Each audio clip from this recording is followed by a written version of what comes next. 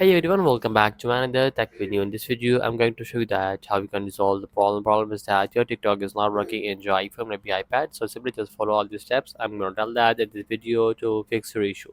Simply just going to the settings of the iPhone and you have to make sure that you have a strong Wi-Fi connection. Also make sure that VPN is not connected. If you have a connected VPN, just disconnect it.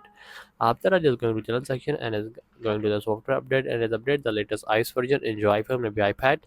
After that, just going back and just going to the iPhone storages and just find the TikTok app. Just tap on TikTok app and just tap on upload app. It's gonna upload your app and getting an option of reinstall. Just reinstall your TikTok app. After that, just going back and just scroll it down and just find advanced for reset iPhone and just tap on a reset and just reset the network setting from here. After doing all this stuff, if you're not gonna solve, simply just uninstall your TikTok app and again download from the app store. Just simply search an app of TikTok and just download the TikTok app and if and also see that it's need update or not.